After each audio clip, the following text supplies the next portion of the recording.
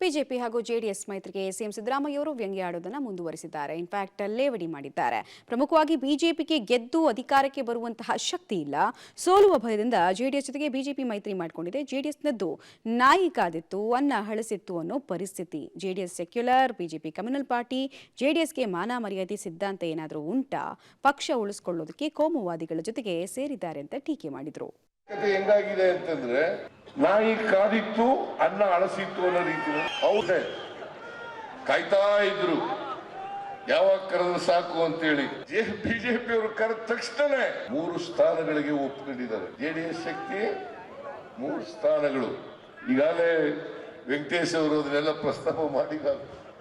3 ಸ್ಥಾನಗಳಿಗೆ ಮಾತ್ರ ಒಪ್ಕೊಂಡಿದ್ದಾರೆ.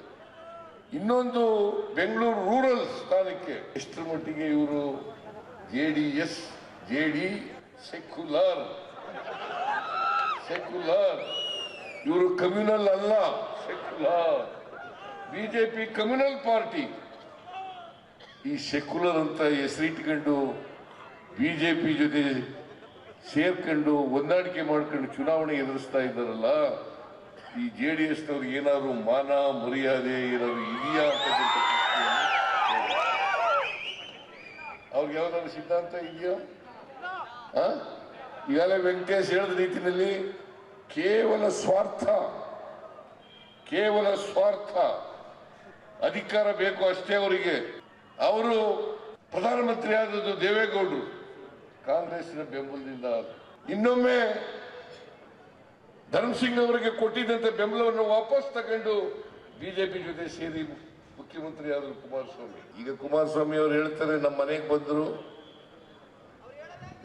ಬಂದ್ರು, ನಮಗೆ ಬೇಸರದ ಬೆಂಬಲ ಕೊಟ್ಟರು ಅಂತೆಲ್ಲ ಹೇಳ್ತಾರೆ. ಆದ್ರೆ ಮುಖ್ಯಮಂತ್ರಿ ಆದದ್ದು ಯಾರಿಂದ? ನಮ್ಮಿಂದ ಅಲ್ಲ ಮುಖ್ಯಮಂತ್ರಿ ಆದದ್ದು.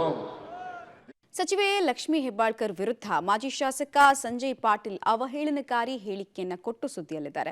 ಬೆಳಗಾವಿಯ ಹಿಂಡಲಗದಲ್ಲಿ ನಡೆದಂತಹ ಬಿಜೆಪಿ ಸಮಾವೇಶದಲ್ಲಿ ಮಾತನಾಡಿದಂತಹ ಸಂಜಯ್ ಪಾಟೀಲ್, ಇಲ್ಲಿ ಸೇರಿರುವ ಮಹಿಳೆಯರ ಸಂಖ್ಯೆ ನೋಡಿದರೆ ಲಕ್ಷ್ಮೀ ಹೆಬ್ಬಾಳ್ಕರ್ಗೆ ನಿದ್ದೆ ಹತ್ತಲ್ಲ, ನಿದ್ರೆ ಬರಬೇಕಾದ್ರೆ 1 ಪೆಗ್ ಜಾಸ್ತಿ ಹೊಡಿಬೇಕು ಅಂದಿದ್ರು. ಇನ್ನು ಸಚಿವೆ ವಿರುದ್ಧ ನೀಡಿದ ಸಂಜಯ್ ಪಾಟೀಲ್ ಹೇಳಿಕೆ ವಿರುದ್ಧ ಕಾಂಗ್ರೆಸ್ ಮಹಿಳಾ ಕಾರ್ಯಕರ್ತರು ಪ್ರತಿಭಟನೆ ಮಾಡಿದ್ದಾರೆ. ಸೀರೆ, ಬಳೆ, ಕಣದ ಜೊತೆಗೆ ಆದರ್ಶ ನಗರದಲ್ಲಿರುವಂತಹ ಮನೆ ಬಳಿ ಬಂದು ಆಕ್ರೋಶ ವ್ಯಕ್ತಪಡಿಸಿದರು. ನಿಮ್ಮ ಮನೆಯ ಹೆಣ್ಮಕ್ಳು ಮದ್ಯ ಸೇವಿಸ್ತಾರೆಯೇ ಅಂತ ಪ್ರಶ್ನಿಸಿ ಸಂಜಯ್ ಪಾಟೀಲ್ ವಿರುದ್ಧ ಘೋಷಣೆ ಕೂಗಿ ಆಕ್ರೋಶ ವ್ಯಕ್ತಪಡಿಸಿದ್ರು. ಇನ್ನು ಸಂಜಯ್ ಪಾಟೀಲ್ ಹೇಳಿಕೆಗೆ ಪ್ರತಿಕ್ರಿಯೆ ಕೊಟ್ಟ ಲಕ್ಷ್ಮೀ ಹೆಬ್ಬಾಳ್ಕರ್, ನನಗೆ ಪೆಗ್ ಹಾಕಬೇಕು ಅಂತಾರೆ, ಸಚಿವೆ ಆಗಿರೋ ನನ್ನ ಬಗ್ಗೆ ಮಾತಾಡೋ ಸಾಮಾನ್ಯರ ಬಗ್ಗೆ ಇನ್ನೂ ಏನೇನು ಮಾತಾಡಲ್ಲ, ಬಿಜೆಪಿಯವರು ಮಹಿಳೆಯರಿಗೆ ಎಷ್ಟು ಗೌರವ ಕೊಡ್ತಾರೆ ಅನ್ನೋದು ಇದರಲ್ಲೇ ತಿಳಿಯುತ್ತೆ ನೋಡಿ ಅಂತ ಹೇಳಿದರು. ಬಿಜೆಪಿಯವರಿಗೆ ಈ ಮಹಿಳಾ ಕುಲ ಮತ್ತು ಮಹಿಳೆಯರ ಮೇಲೆ ಇರುವಂಥ ಗೌರವ ಎಷ್ಟು ಅನ್ನೋದನ್ನ ಇದು ತೋರಿಸುತ್ತೆ. ಬಹುಶಃ ಬಿಜೆಪಿಯವರ ಹಿಡನ್ ಅಜೆಂಡಾ ಕೂಡ ಇದೇ ಆಗಿದೆ. ಬರೀ ಬಾಯಿ ಮಾತಿನಿಂದ ರಾಮ ಅಂತ ಹೇಳಿದ್ರೆ ಸಾಕಾಗೋದಿಲ್ಲ. ಇವತ್ತು ಬೇಟಿ ಬಚಾವ್ ಬೇಟಿ ಪಡಾವ್ ಅಂತ ಹೇಳಿದ್ರೆ ಇಲ್ಲ. ಪ್ರತಿಯೊಬ್ಬ ಮಹಿಳೆಯನ್ನ ಗೌರವ ಮಾಡುವುದು ನಮ್ಮ ಹಿಂದೂ ಸಂಸ್ಕೃತಿ.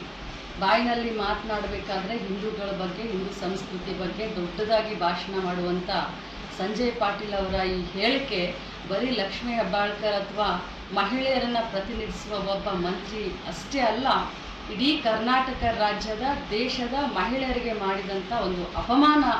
ಈ ಒಂದು ನೀಚ ಹೇಳಿಕೆಯನ್ನು ನಾನು ಖಂಡಿತವಾಗಿ ತಿರಸ್ಕಾರ ಮಾಡ್ತೀನಿ, ಖಂಡಿಸ್ತೀನಿ.